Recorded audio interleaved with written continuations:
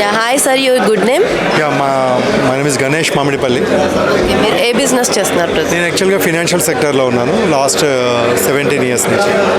So నా base ఏంటంటే నేను లైఫ్ ఇన్సూరెన్స్ సెక్టర్లో ఉన్నాను. సో లాస్ట్ 2 ఇయర్స్ క్రితం నేను ఒక ఎంటర్ప్రెన్యూర్గా నా own company Aditya Garuda prime consultants అని అసోసియేట్ టు టాటా లైఫ్ ఇన్సూరెన్స్తో అసోసియేట్ అయ్యి నేను ఏపీ తెలంగాణలో బిజినెస్ చేస్తాను. ఈ ఆప్తా కెటలిస్ట్కి రావడం వల్ల యూజ్ ఏమిటంట? సో దీంట్లోకి రావడం వల్ల ఫస్ట్ ఆఫ్ ఆల్ ఏంటంటే ఇక్కడ చాలా బిజినెస్ ఉన్నాయని తెలుస్తుంది.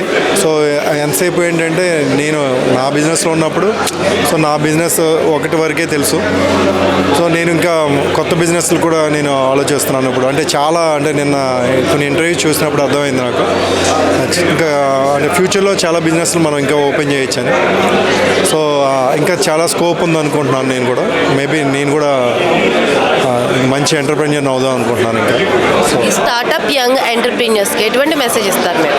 సో ఎప్పుడు కూడా ఏంటంటే first of all A entrepreneur కన్నా కూడా నేను ఇచ్చే సజెషన్ ఏంటంటే ఫస్ట్ ఫెయిల్యూరే టచ్ చేయమంటాను నా వరకు.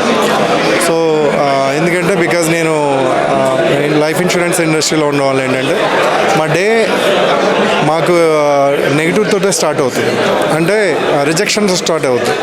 సో మాకు ఎన్ని రిజెక్షన్స్ వచ్చినా మేము నిలబెడతాం మేము. సో ఏంటంటే అలాగే ఏంటంటే ఫెయిల్యూర్ వచ్చినా మేము పెద్ద పట్టించుకోం, ముందుకెళ్ళిపోతూ ఉంటాం.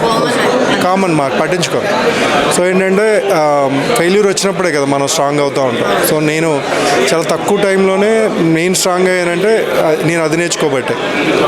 సో ఆల్మోస్ట్ నా టీం చూసుకున్నట్టయితే ఇప్పుడు నేను వితిన్ 2 ఇయర్స్లోనే ఆల్మోస్ట్ 600+ నా టీం మెంబర్స్ ఉన్నారు.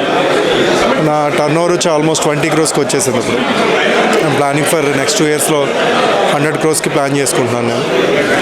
సో ఫైనల్గా ఆప్తా కెటలిస్ట్ గురించి మీ ఎక్స్పీరియన్స్ చెప్పండి. నా ఎక్స్పీరియన్స్ ఏంటంటే నేనేదో అంటే చాలా పెద్ద వాళ్ళందరినీ ఇక్కడ చూశాను.